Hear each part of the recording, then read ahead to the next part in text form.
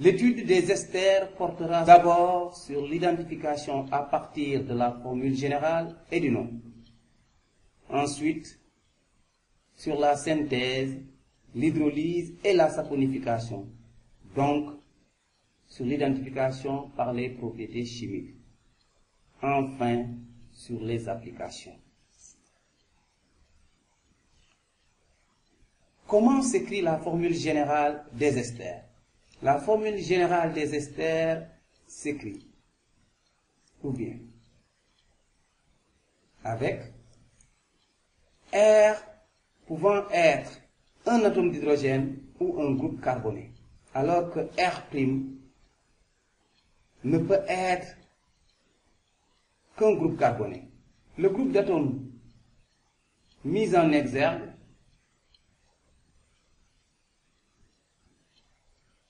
est le groupe caractéristique des esters. Il est appelé groupe ester.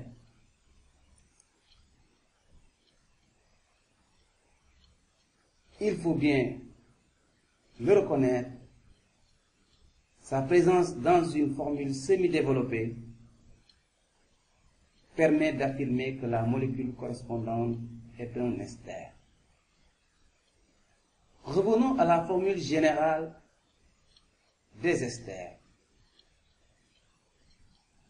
La comparer à celle des acides carboxyliques.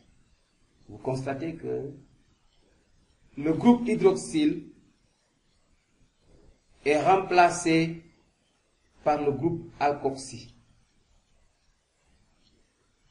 Ainsi, un ester est un dérivé d'acide carboxylique. Passons au deuxième type d'identification. Il s'agit de la nomenclature. Comment nommer un ester? Pour nommer un ester,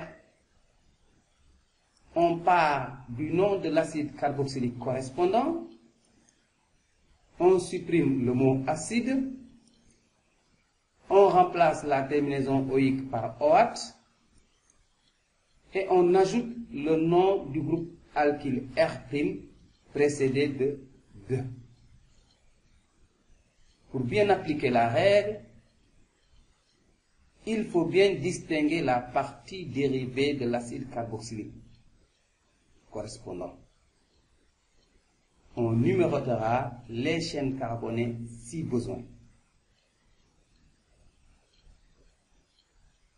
Soit des exemples de formules semi-développées à nommer.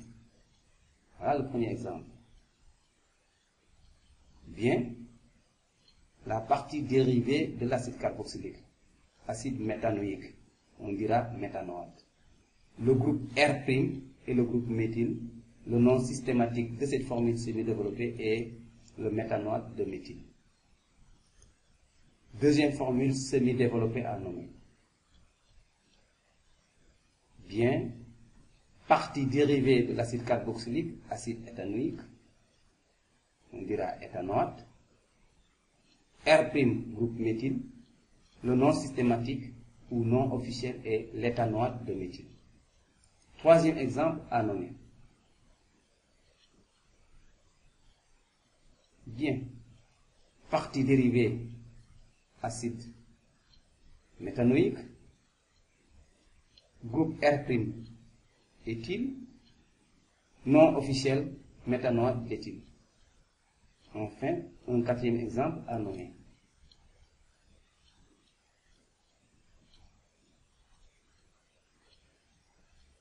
Bien, partie dérivée, acide carboxylique, chaîne principale à 3 atomes de carbone. Le carbone numéro 2 porte le groupe méthyle, donc 2-méthyl propanoate. Groupe R', dont la chaîne principale comporte 3 atomes de carbone, le propyle. Le groupe méthyle porté par le carbone numéro 2, 2-méthylpropyle. Le nom officiel de cette formule semi-développée est le 2-méthylpropanoate de 2-méthylpropyle, ou tout simplement méthylpropanoate de 2-méthylpropyl. Concernant l'identification à partir des propriétés chimiques, voyons d'abord la synthèse des esters. La synthèse des esters est appelée estérification. Retenez deux modes d'estérification. L'estérification directe, ou passage d'un acide carboxylique à l'ester correspondant, et l'estérification indirecte, ou passage d'un dérivé d'acide à l'ester correspondant. L'estérification directe a été déjà vue dans le chapitre des alcools. Il s'agit de la réaction entre un acide carboxylique et un alcool.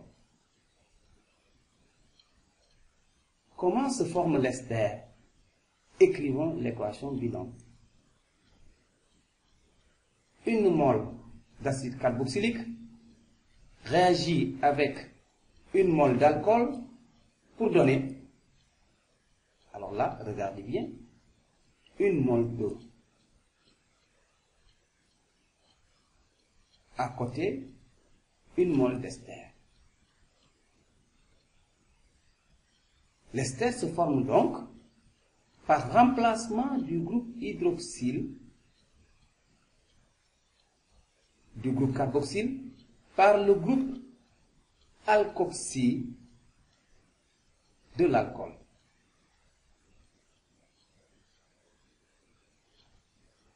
Cela a été démontré par marquage isotopique de l'atome d'oxygène de l'alcool.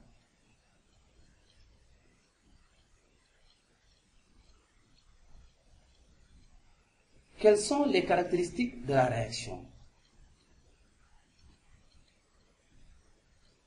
La réaction est lente, réversible et athermique. Cette réaction met en évidence une propriété chimique des acides carboxyliques. Qu'en est-il pour l'estérification indirecte?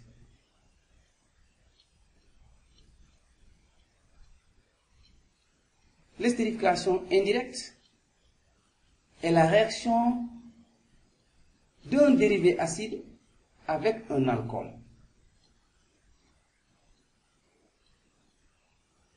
Intéressons-nous d'abord à l'usage du chlorure d'acide.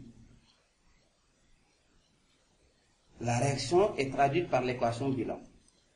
Une mole de chlorure d'acide réagit avec une mole d'alcool pour donner, là aussi il faut s'arrêter un peu,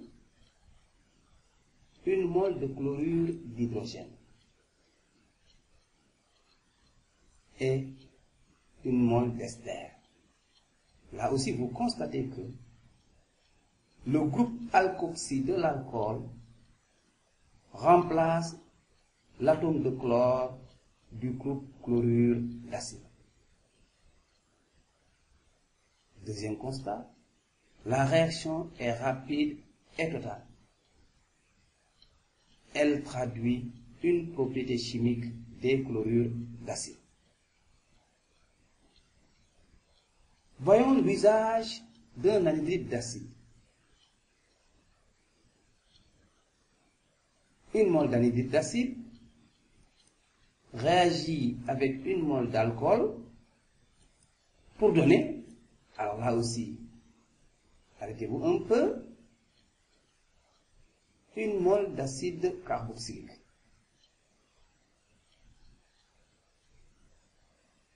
Et une mole d'ester.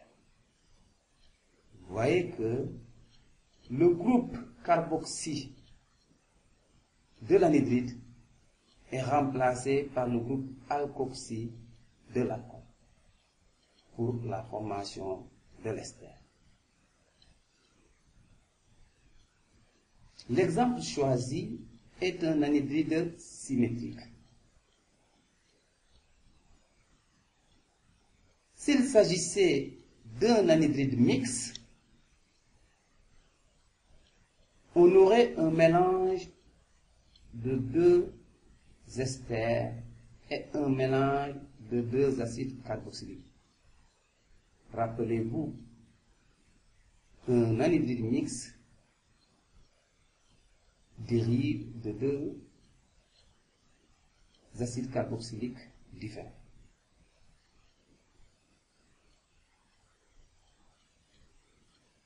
De la même façon, donc, la réaction est rapide et totale. Elle traduit une propriété chimique des anhydrides d'acide.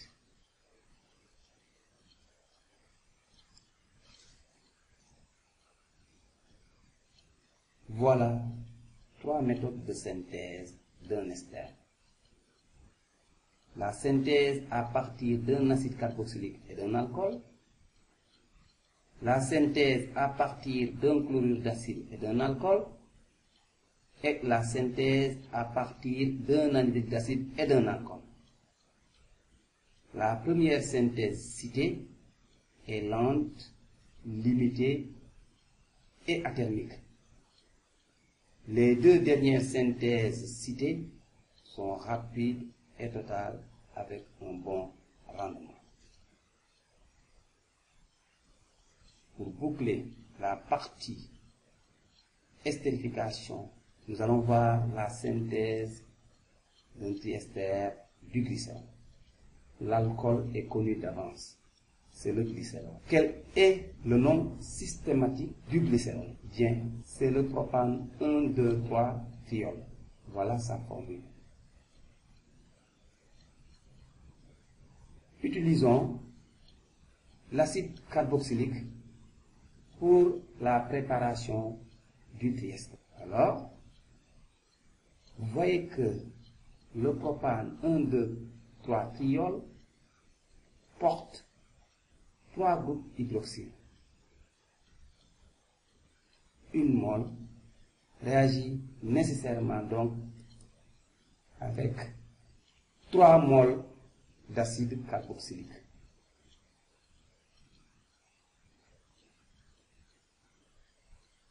Pour donner une mole d'un composé organique appelé triester.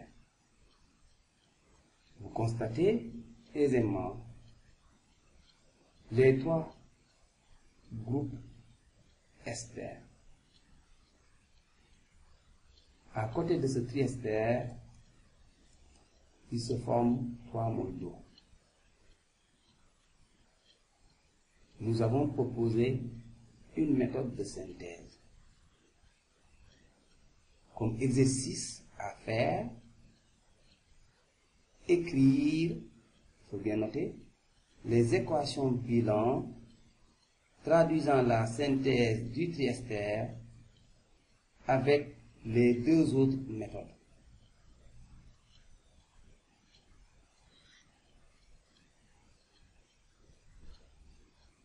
Bien. Découvrez maintenant 2 propriétés chimiques des esters. Il s'agit de l'hydrolyse et de la saponification. Voyons l'hydrolyse. C'est la réaction entre une mole d'ester et une mole d'eau. Donc, elle est la réaction inverse de l'estérification directe. Cette réaction est traduite par l'équation de bilan. Une mole d'ester réagit avec une mole d'eau pour donner une mole d'acide carboxylique et une mole d'alcool. Donc l'hydrolyse permet de régénérer l'acide carboxylique et l'alcool. Quelles sont les caractéristiques de la réaction? La réaction est lente, réversible et active. Il faut bien noter ces caractéristiques.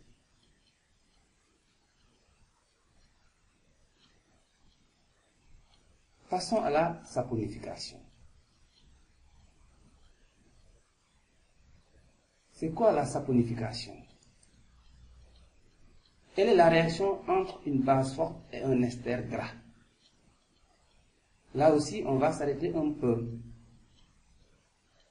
Un ester gras dérive d'un acide gras. Et comme exemple d'acide gras, nous avons vu dans les séances précédentes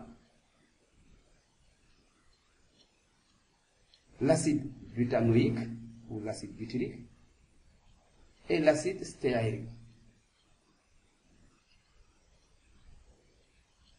Comme exemple de base forte aussi, nous avions vu l'hydroxyde de sodium ou soude et l'hydroxyde de potassium ou potasse, appelé au Sénégal xémé.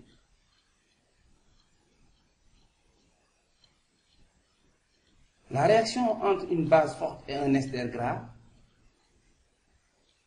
peut être traduite par l'équation bilan simplifiée. Une mole d'ester réagit avec une mole d'ion hydroxyde pour donner une mole d'ion carboxylate et une mole d'alcool.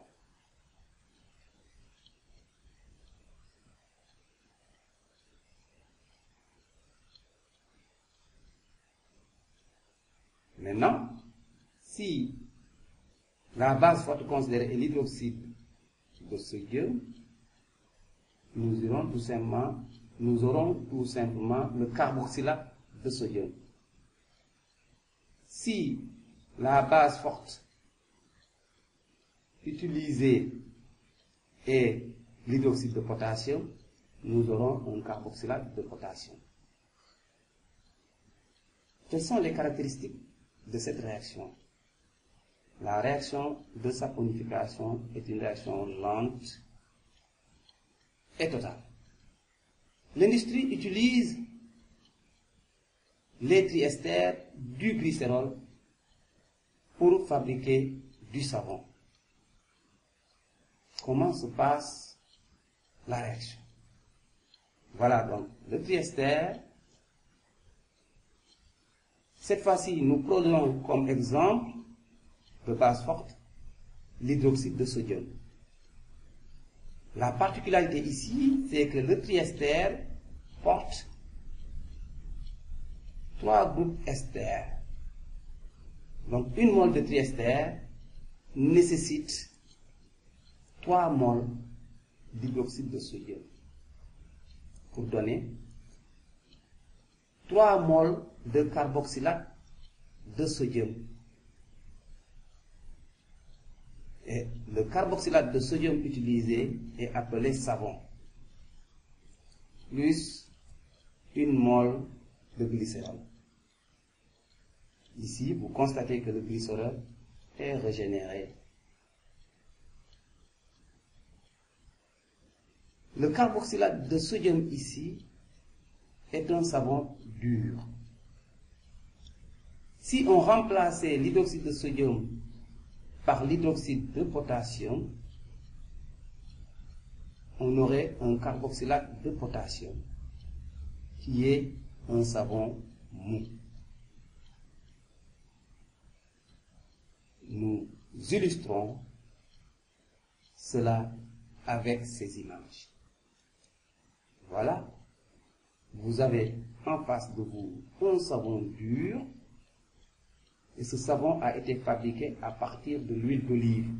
Donc vous avez un oléate de sodium et un flacon de savon liquide, de savon mou. Ce savon liquide aussi a été préparé à partir de l'huile d'olive et nous avons l'oléate de potassium.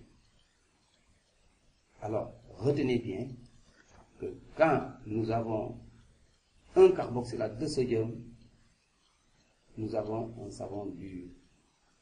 Si c'est un carboxylate de potassium, nous avons un savon mou.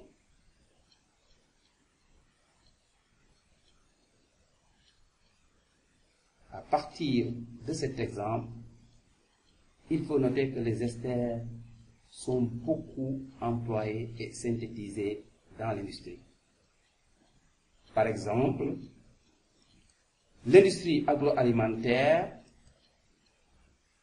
privilégie l'estérification directe, même si le rendement n'est pas très élevé. On l'a vu.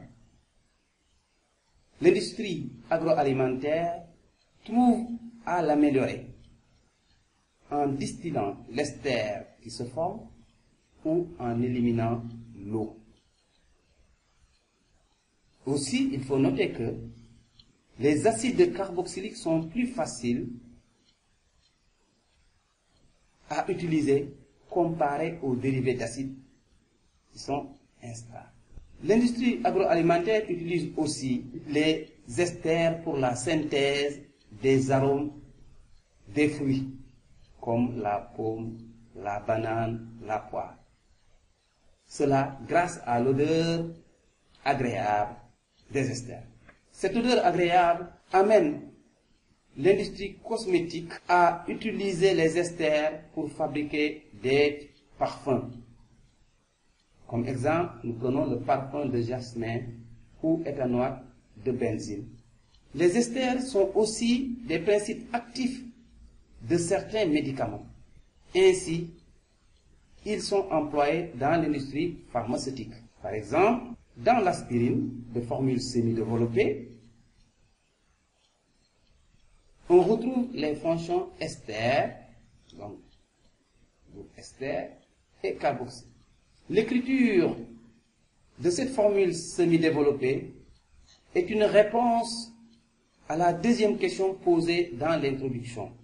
Aussi, l'industrie cosmétique et l'industrie pharmaceutique privilégient l'estérification indirecte du fait du rendement élevé. La valeur ajoutée sur les produits pharmaceutiques et cosmétiques fait que le coût des dérivés d'acide et des mesures de sécurité est très amorti. Pour cela, la synthèse de l'aspirine dans l'industrie pharmaceutique est faite à partir de l'anhydride éthanoïque et de l'acide salicylique. Une mole d'acide salicylique réagit avec une mole d'anhydride éthanoïque pour donner une mole d'aspirine et une mole d'acide éthanoïque. Là aussi, vous pouvez noter l'exercice qu'il s'agit de citer deux autres méthodes de préparation de l'aspirine et d'écrire les équations bilan traduisant ces synthèses. Enfin, les esters sont utilisés dans l'industrie du plastique pour fabriquer des polyesters. Comme exemple de polyester, nous avons le polyéthylène terephthalate. Le polyéthylène terephthalate, PET, est synthétisé à partir de l'éthane 1,2-diol ou glycol et de l'acide benzène 1,4-dioïque ou acide téréphthalique de formule. Voilà.